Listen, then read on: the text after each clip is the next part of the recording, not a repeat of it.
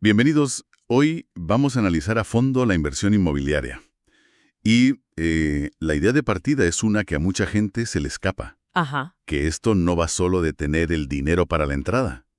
La verdadera habilidad, el arte, está en saber qué comprar y, sobre todo, qué evitar. exacto.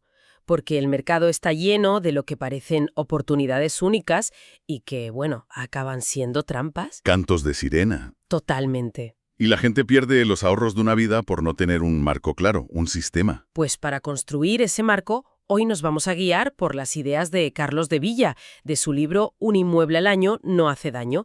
La misión es desglosar su filosofía. Entender cómo piensa, Eso. para identificar oportunidades seguras, rentables y, más importante, para crear una especie de mapa de minas, Me gusta esa idea. señalando los errores típicos que pueden costar una fortuna. Queremos que esto sea una guía de campo. Y hay que empezar con una distinción que es, vamos, la piedra angular de todo. Una que el autor repite casi como un mantra. ¿Cuáles? Hoy no hablamos con el corazón. No buscamos la casa de nuestros sueños. Nada de eso. Hoy hablamos con la calculadora en la mano, con la mentalidad fría y analítica de un inversor. Son dos mundos distintos que no deberían tocarse. De acuerdo, pues empecemos a construir ese mundo. Antes de mirar portales inmobiliarios, el autor propone un marco, como un filtro, de 4 pilares. Una lista de verificación previa, sí. Exacto. Lo que debe cumplir una propiedad antes de dedicarle ni un minuto. Así es. Son los cimientos. El primero es el más famoso, casi un tópico, pero es que su importancia es total. Ubicación, ubicación y ubicación. Claro. De Villa lo resume con una analogía que es brutalmente clara. A ver, Dice que es preferible un baño de pago a la entrada del metro en Nueva York que una mansión en Katmandú. vaya imagen. Es muy potente. La ubicación puede salvar una propiedad mediocre, pero nada salva una mala ubicación. Justo, es lo único que no puedes cambiar una vez has comprado. Una buena ubicación te asegura, pues, un flujo de inquilinos. Y el día de mañana, de compradores, Y eso conecta con el segundo pilar, imagino. directamente. El segundo pilar es pensar desde el minuto 1 en la facilidad de venta y alquiler, o sea, en tus estrategias de salida. Hay una cita del autor que lo cambia todo. ¿Cuál? El negocio en bienes raíces se hace cuando se compra, no cuando se vende. Eso es muy contraintuitivo, ¿eh? La gente piensa en la plusvalía, en el pelotajo al vender. Claro, en la especulación, pero esto significa que el beneficio y la seguridad se fijan el día de la firma, consiguiendo un buen precio, buenas condiciones. Es control, no es adivinar el futuro. Has dado en el clavo. No se trata de ser un gurú, sino de comprar un activo tan bueno y a tan buen precio que sea líquido, que sepas que siempre tendrá demanda. Vale. ¿Y el tercer pilar? El tercero nos baja a la tierra de golpe. Los números deben cuadrar, sin excusa, sin optimismo, sin el ya veremos, a la cruda realidad. El alquiler mensual tiene que cubrir la hipoteca, el seguro, los impuestos, la comunidad, el mantenimiento, y aún así dejar un beneficio. ¿Y sobre ese beneficio? ¿Da alguna cifra de referencia? Porque es fácil perderse. ¿Qué es una rentabilidad buena? Sí, es muy concreto. Propone un objetivo de rentabilidad de en torno a un 10% anual. ¿Un 10%? Sí, sobre el capital que has puesto tú.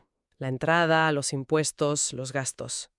Pero aquí viene lo interesante. Dime. El autor insiste en que da igual cómo esté el mercado, si por las nubes o con tipos de interés altos, siempre hay oportunidades que cumplen. Siempre. O sea que no hay excusa. Ninguna. La diferencia es que en mercados difíciles hay que buscar más, ser más paciente, negociar más duro. Un momento. Un 10% de rentabilidad sobre el capital suena muy ambicioso, sobre todo ahora. No puede frustrar al inversor novato que no lo encuentra. Es un objetivo, es una brújula. A lo mejor en la primera operación consigues un 8, que ya sería fantástico. El punto del autor no es la cifra exacta, sino el principio. No conformarse. Eso. Si los números no salen holgados en el papel, en la realidad, con imprevistos, serán un desastre. Hay que buscar hasta encontrar esas joyas. Y eso nos lleva al cuarto pilar. El último. La proximidad. La llama la regla de una hora. Esta regla me genera dudas. Recomienda no invertir a más de 1 hora de donde vives. Sí. Entiendo la lógica, claro, pero ¿No es un poco anticuado? Con Google Maps, videollamadas, software de gestión, ¿es tan crucial estar cerca? ¿Te limita mucho las oportunidades, no? Es la objeción más lógica en el mundo digital, y el autor la conoce bien. Su argumento no es solo de control, es de aprendizaje. ¿Aprendizaje? Sí, no es lo mismo que un fontanero te diga por teléfono, estos son 500 euros, a que puedas ir tú, ver la avería, pedir una segunda opinión a otro del barrio. Claro, lo ves con tus propios ojos. Es la diferencia entre gestionar un Excel y gestionar un ladrillo. Para un principiante, ver los problemas reales de una comunidad, conocer a los industriales de la zona, ese es el verdadero máster en inversión. Es pagar la novatada, pero en un entorno que controlas. Justo. Cuando ya tengas 10 propiedades, quizás puedas delegar. Al principio, el control directo es tu mejor seguro. Entendido. Es una escuela práctica. O sea, ubicación, salida fácil, números que cuadran y proximidad. Un marco muy sólido. Sí, Pero a veces se aprende más por eliminación. Supongo que el autor también tiene una lista de banderas rojas, ¿no? Esas inversiones que parecen tentadoras y son trampas. desde luego. Y no se andan con rodeos, ¿eh? Es una lista negra muy explícita. A ver, ¿cuál es la primera? La encabeza con un no categórico casi visceral.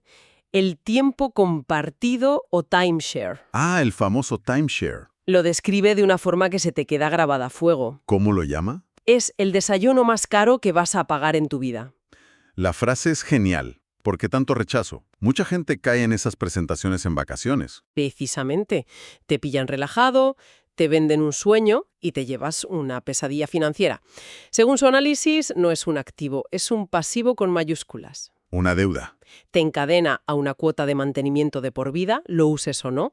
Luego quieres reservar y surgen costes extra o no hay disponibilidad. Pero lo peor de todo es que es invendible. No te lo puedes quitar de encima. No tiene liquidez ninguna. Te quedas atrapado pagando por un derecho que pierde valor cada año. Vale, timeshare apuntado en la lista negra. Siguiente advertencia. Comprar sobre plano. Esto tienta a muchísimos. Sí, el atractivo es innegable. Claro, bloqueas un precio, pagas la entrada en plazos. Parece una forma fácil de entrar al mercado. Parece. Esa es la palabra clave. El autor lo desmonta con un argumento demoledor. ¿Cuál?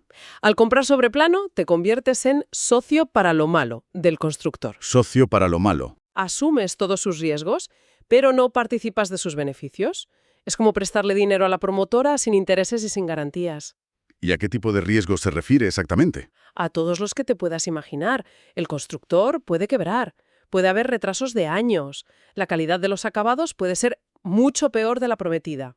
Ujú. ¿Y luego está el riesgo financiero para uno mismo? Claro, firmas hoy sin saber qué tipo de interés tendrá tu hipoteca en 3 años. Ni siquiera sabes si el banco te la va a conceder, porque tu situación puede cambiar. Estás cambiando dinero real por una promesa en un papel. Exacto. No por un activo físico que puedes ver y tocar. Vale, la siguiente categoría a evitar me sorprende menos. Las casas de alta gama, de lujo. Sí, y el principio aquí es puramente matemático y de gestión del riesgo. La regla general es que a mayor precio, menor es la rentabilidad porcentual del alquiler. Pero la clave es el riesgo, ¿no? La clave es la diversificación del riesgo. El autor lo ilustra perfectamente. Veamos ese ejemplo. Imagine que tienes 1.000.000 para invertir. Opción A, una casa de lujo de 1.000.000. Un inquilino. Opción B, 10 apartamentos de 100.000 euros, 10 inquilinos. Vale. En la opción A, si el inquilino se va o no paga, tus ingresos pasan a ser 0. De la noche a la mañana. exacto. En la opción B, si uno falla, solo pierdes el 10%. Tu flujo de caja es infinitamente más estable. Tiene todo el sentido. Y además, los gastos de una casa de lujo, una avería en la piscina o la domótica, te pueden destrozar la rentabilidad del año. Totalmente. El riesgo se multiplica. Y el autor también pone el foco en los locales comerciales y las oficinas. Sobre todo después de la pandemia. Efectivamente, el terreno de juego ha cambiado por completo. Con los locales, el auge del comercio online ha sido un golpe durísimo. Cuesta mucho más alquilarlos. Muchísimo. Y aunque el inquilino pague más gastos, un local vacío puede estar así años, generando una sangría constante para el propietario. Y con las oficinas el panorama es aún peor. Mucho peor. El teletrabajo ha llegado para quedarse y ha vaciado los centros de las ciudades. El autor cita datos de EU, donde edificios de oficinas se venden por el 25 o 30% de lo que valían hace 5 años. Pero un momento, ¿eso no es una oportunidad? ¿Comprar barato para convertirlo en viviendas? Se oye mucho. Ahí está la trampa para el inversor novato. En el papel suena genial, en la práctica es una operación titánica. ¿Por qué? Convertir una oficina en apartamentos es carísimo, un reto de arquitectura, redistribuir todo. Y lo más importante, las licencias urbanísticas son un infierno burocrático. Es un juego para grandes fondos, no para un particular. La lista de no es larga. ¿Menciona alguna otra inversión de alto riesgo? Sí, remata con algunas más. Naves industriales, que tienen el mismo problema que los locales, el riesgo de que estén vacías mucho tiempo. Vale. También desaconseja las suites de hotel. Es un modelo muy parecido al del timeshare. ¿Pierdes el control? Totalmente. Cedes la gestión a una cadena hotelera y, lógicamente, el hotel siempre va a priorizar llenar sus propias habitaciones antes que la tuya. Y por último, algo que está muy de moda, el crowdfunding inmobiliario. Sí, y aquí es muy tajante. Lo define como una inversión financiera, no inmobiliaria, por el tema del control otra vez. Exacto. En el crowdfunding pones el dinero pero no controlas la propiedad. No decides las reformas, no eliges al inquilino y no decides cuándo vender. Su argumento es simple. Ese dinero podrías usarlo como entrada para una propiedad que controlarías tú al 100%. Vale, después de este recorrido por el campo de minas de descartar tantas opciones, la pregunta es inevitable. Claro. ¿Qué es lo que sí recomienda el autor para empezar? ¿Dónde está esa inversión ideal? Su recomendación es clara y a menudo controvertida. Las casas populares. Casas populares. Viviendas sencillas en barrios de clase trabajadora o media-baja. Según su análisis, para un inversor que empieza, son la alternativa más rentable y segura. Entremos ahí, porque es un punto clave. ¿Cuáles son los argumentos para defender esa opción? Son varios y muy potentes. Primero, el precio de entrada es mucho más bajo, son más accesibles. Lógico. Segundo, y esto es fundamental, se alquilan con una facilidad pasmosa. Siempre hay una demanda enorme de vivienda asequible, y esa demanda aumenta en tiempos de crisis. Es un activo anticíclico. Interesante. Y por último, son más baratas de remodelar y la rentabilidad, ese 10% del que hablábamos, es mucho más fácil de alcanzar aquí. Aquí es donde a mucha gente le salta una alarma. La objeción más común es, sí, claro, pero ¿yo no viviría en ese barrio? Es el mayor obstáculo mental, sí. La gente asocia esos barrios con problemas, con malos inquilinos. ¿Cómo desmonta el autor ese prejuicio? Lo aborda de frente porque sabe que es la barrera principal y nos lleva al inicio de la conversación. A la mentalidad del inversor. Exacto. Tienes que quitarte el sombrero de comprador para mí y ponerte el de inversor. La pregunta no es si a ti te gustaría vivir allí. La pregunta ¿es un buen negocio? ¿Hay demanda? ¿Cuadran los números? El foco no debe estar en el barrio, sino en el proceso de selección de inquilinos. Un buen estudio de solvencia, buenas entrevistas. Esa es tu mejor herramienta. Si eliges bien a las personas, tendrás propiedades rentables en cualquier barrio. Es un cambio de mentalidad radical. Separar por completo la emoción de la inversión. Totalmente. Y esto nos lleva a la distinción final que hace el autor, que para mí resume toda su filosofía. A ver, La diferencia crucial entre invertir y apostar. explícanos esa diferencia. Apostar, dice, es poner tu dinero en algo que no entiendes y sobre lo que no tienes ningún control. Como comprar acciones de una empresa sin saber cómo funciona. Justo. Apuestas a que suba. Invertir, en cambio, es un proceso basado en el conocimiento y el control. En bienes raíces, invertir es saber por qué compras esa propiedad en esa ubicación. Es haber hecho los deberes. Es haber calculado cuánto te va a costar, cuántos ingresos va a generar y cuál es tu estrategia de entrada y de salida. Es pilotar tú la nave. Entonces, si lo unimos todo, cada uno de los elementos de esa lista negra, el timeshare, el crowdfunding, en el fondo son formas de apostar. Porque cedes el control. Has dado en el centro de la diana. En todas ellas, tu éxito depende de la gestión, la honestidad y la competencia de otros. No de ti. En la inversión que él propone, en la casa popular que tú gestionas, el éxito o el fracaso dependen de tus decisiones. Tienes el control. Vale, entonces, si tuviéramos que destilar una idea final de todo esto, ¿con qué nos quedamos?